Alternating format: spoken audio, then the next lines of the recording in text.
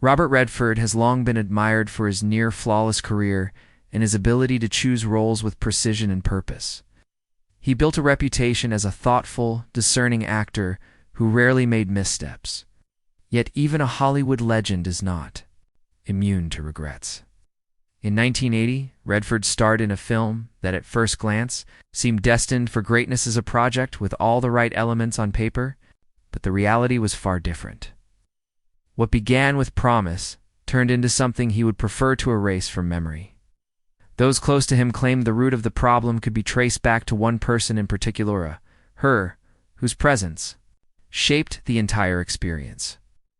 The question is, what truly happened behind the scenes, and why has Redford remained so reluctant to speak about it even decades later? Today we explore the untold story behind the movie Robert Redford wishes he had never made.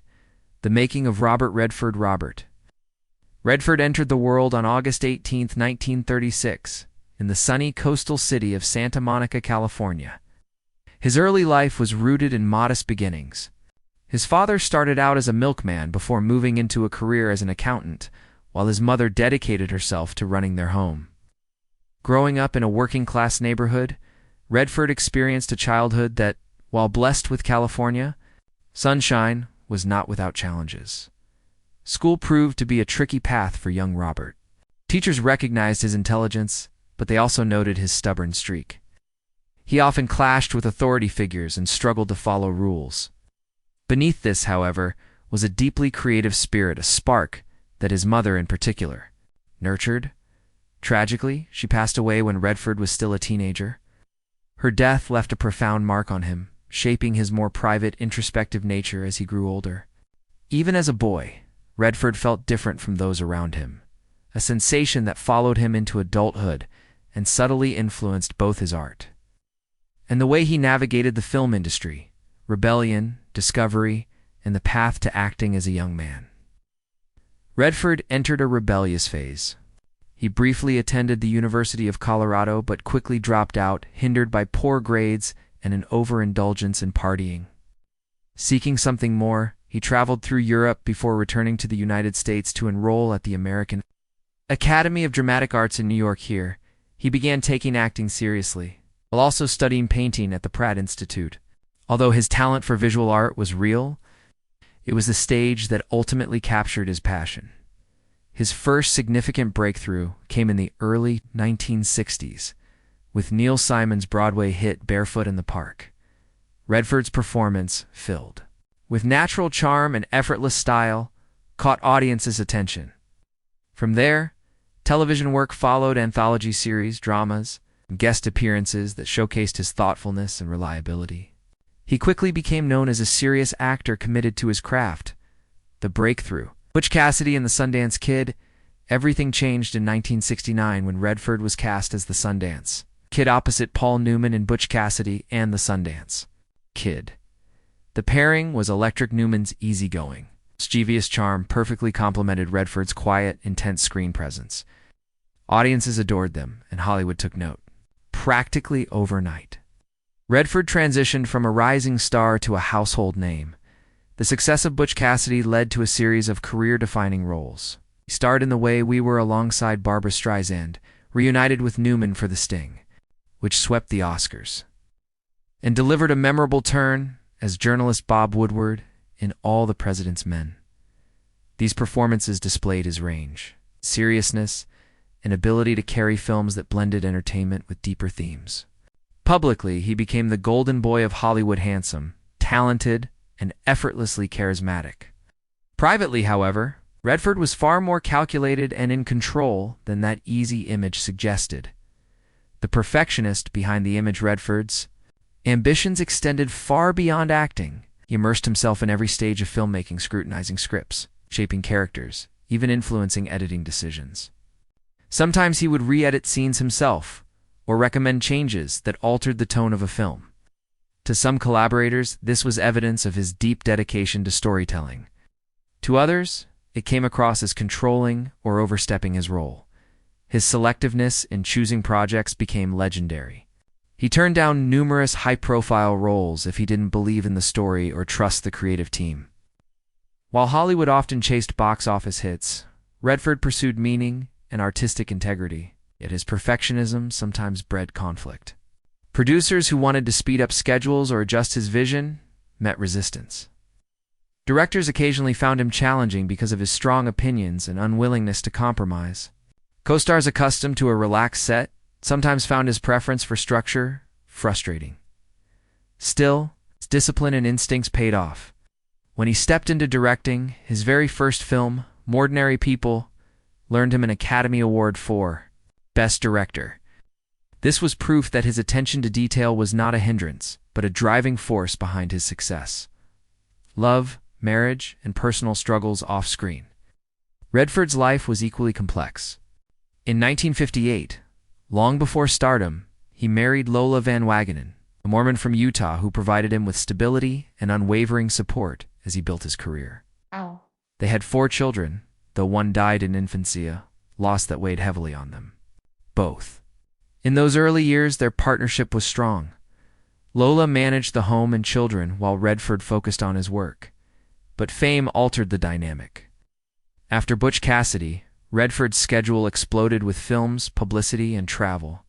Lola remained largely out of the spotlight, but the emotional distance between them grew.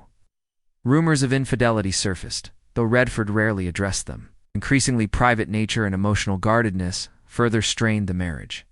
By 1985, after 27 years together, they divorced quietly. Avoiding public scandal, years later, Redford found a different kind of love with German-born artist Sebiel Schogers. Their relationship unfolded at a slower, more peaceful pace, far from Hollywood's chaos. They lived together for over 2 decades before marrying in 2018. Unlike his first marriage, this union was built on shared values, a love of nature, and mutual respect. By then, Redford had stepped back from the public eye, focusing on environmental causes and life at his Utah ranch. Paul Newman versus Robert Redford, Friendship and Friction. It's one of the most fascinating chapters of Redford's career. Was his partnership with Paul Newman. Their chemistry in Butch Cassidy and the Sundance Kid and later in The Sting became the stuff of Hollywood legend. On screen, they seemed perfectly matched the confident, playful Newman alongside the quiet, intense Redford. Off-screen, they respected each other and even enjoyed playful banter and pranks. But beneath the surface, tension brewed. When Butch Cassidy was released, Newman received top billing, a decision that quietly irked Redford. Many felt his performance was equally crucial to the film's success, and the credit discrepancy planted the seeds of competition. As the 1970s progressed, Redford's desire for creative control grew stronger. He wasn't content to simply perform, he wanted to shape the story itself. Newman, already an established star by that time, was used to being the primary figure in his projects. While the two remained publicly cordial, their differing approaches to filmmaking and career control subtly shifted their once-easy partnership into something more complicated. Robert Redford had always been confident, seasoned, and comfortable in leadership roles. Over time, however, differences in how he and Paul Newman viewed their respective positions in Hollywood began to quietly create distance between them. There was never a dramatic public falling out, but the two worked together less and less. Despite the hopes of their devoted fans, they never reunited for another film.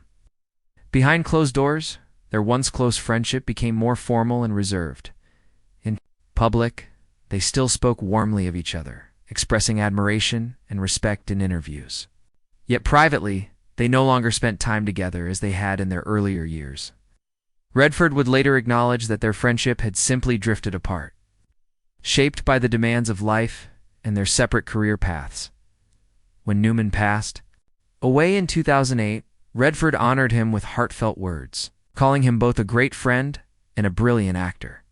The affection and respect were still there, but the easy closeness they once shared had transformed into a distant, respectful connection.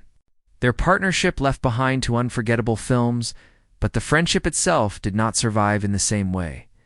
From here, the story shifts to a far sharper and more competitive dynamic: Robert Redford's tense relationship with another Hollywood legend, Jack Nicholson.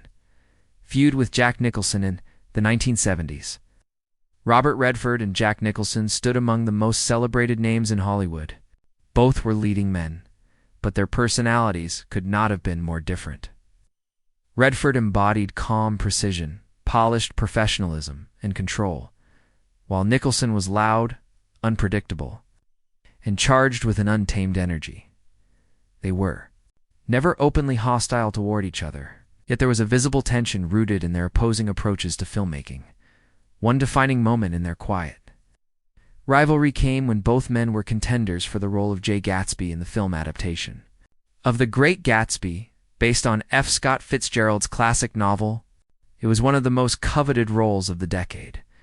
In the end, Redford won the part, but Nicholson had been seriously considered.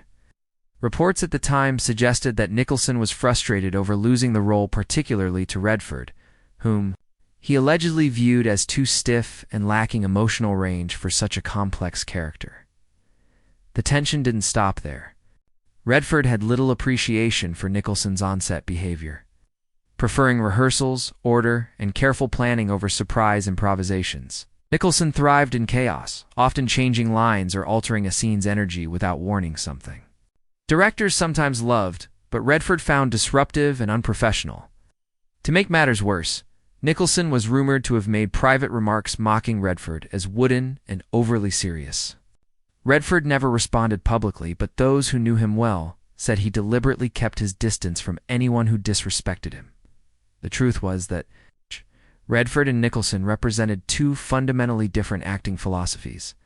Redford excelled in structured, meticulously crafted films, favoring subtlety and restraint. Nicholson gravitated toward raw, emotional, and often chaotic performances like his iconic roles in One Flew Over the Cuckoo's Nest and The Shining. Their differences meant they were unlikely to ever collaborate, and indeed, they never did. Throughout their careers, they remained distant, sometimes circling the same roles but never sharing the same set.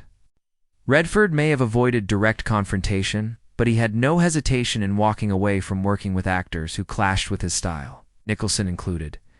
Silent standoff with Gene Hackman, another complicated relationship in Redford's career, was with Gene Hackman. Both were widely respected, highly talented actors of their generation, but their personalities and values were worlds apart. While they received similar acclaim, they never worked together on a major project, a deliberate decision rooted in a mutual lack of interest. Redford was famously calm and composed, keeping a professional distance from colleagues. Hackman, by contrast, brought an intense, sometimes abrasive energy to his roles, which made his performances powerful but could make him difficult to work with. Redford reportedly found Hackman's style overly aggressive. While Hackman viewed Redford as polished to the point of being artificial, Hackman, who came from a working-class background, often criticized what he saw as the fake charm of Hollywood's elite.